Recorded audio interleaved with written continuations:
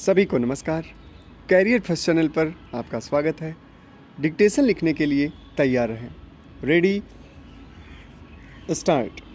वर्षों पहले जब मनुष्य का इस धरा पर आगमन हुआ तो उसमें अपने अथवा पराये की भावना नहीं थी। वह प्रकृति के नियंत्रण में अपने समुदाय के साथ रहता था। प्रकृति प्रदत्त चीज़ों से ही संतुष्ट रहता था। प्रकृति के अनुकूल कार्यकलाप से उसका पूरा समुदाय अपनी पूरी दिनचर्या एवं जीवन शैली नियंत्रित थी। लेकिन यह स्थिति अधिक दिनों तक नहीं टिक सकी।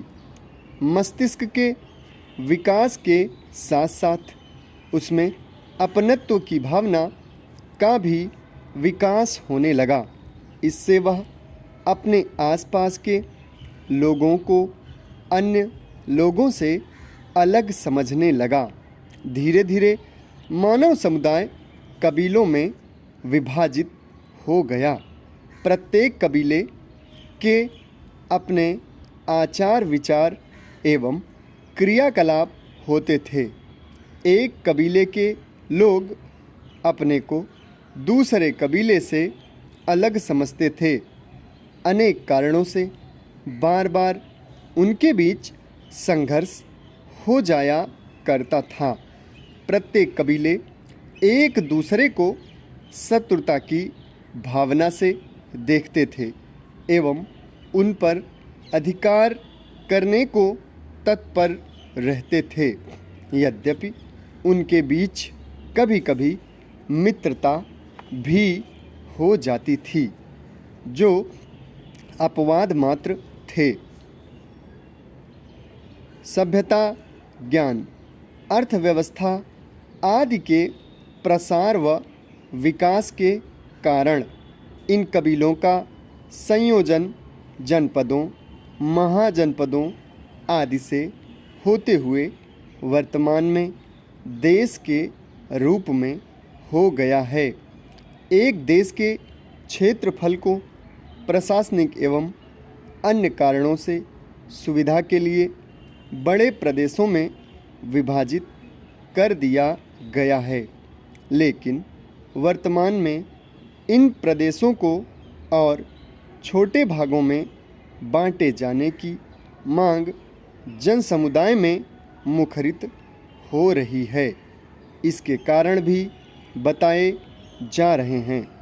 छोटे राज्य बनाए जाने के विभिन्न लाभ हैं। ऐसा छोटे राज्यों के समर्थन में कहा जा रहा है। लेकिन इस बात से भी मुंह नहीं मोड़ा जा सकता कि इसकी अनेकों हानियां भी हैं। इन लाभ एवं हानियों का सूक्ष्म अवलोकन करते हुए ही किसी सुझाव या निष्कर्ष पर पहुंचा जा सकता है। भारत में छोटे राज्यों की मांग नई नहीं है। आज़ादी के पहले से ही लोगों द्वारा छोटे राज्यों की मांग की जा रही थी। कांग्रेस ने इस बात का समर्थन भी किया था। लेकिन आज़ादी के पूर्व होने वाली यह मांग भाषाई आधार पर थी। आज़ादी के बाद धीरे धीरे यह मांग तीव्र होने लगी। 1948 में जेबीपी समिति गठन राज्य पुनर्गठन के निरीक्षण हेतु किया गया, जिसकी रिपोर्ट में कहा गया कि भाषाई आधार पर राज्यों का गठन उचित नहीं है।